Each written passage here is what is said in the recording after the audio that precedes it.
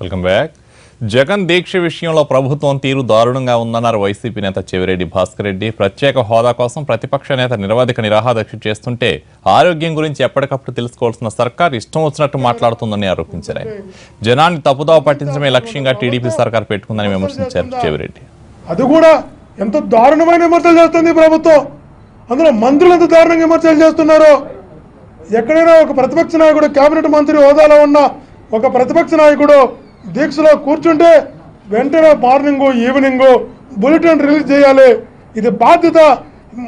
ఆ దీక్షలో కూర్చున్న వ్యక్తికి ఉదయం కీటోన్స్ ఎలా ఉన్నాయి, షుగర్ లెవెల్స్ ఎలా ఉన్నాయి, బీపీ ఎలా ఉంది, ఉదయం రిలీజ్ చేయాలి, సాయంత్రం రిలీజ్ చేయాలి. ఒక్కటైనా రిలీజ్ చేశారని అడుగుతున్నాం. ఎందుకు దాచిపెడుతున్నారని అడుగుతున్నాం. ఈ రోజు వరకు దాచిపెడుతూ వచ్చారు.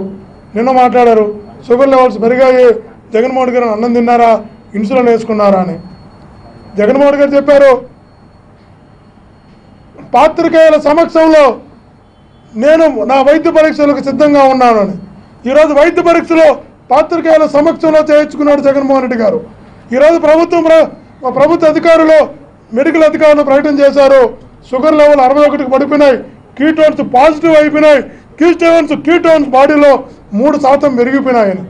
3% కీటోన్స్ పెరిగిపోయినాయంటే బాడీలో డిజార్డర్ వచ్చిందని, అవయవాలు దెబ్బతింటున్నాయని, కీటోన్స్ పెరిగినాయి అంటే ఈరోజు సాక్షాత్తు గవర్నమెంట్ డాక్టర్లే ప్రకటించినటువంటి పరిస్థితి.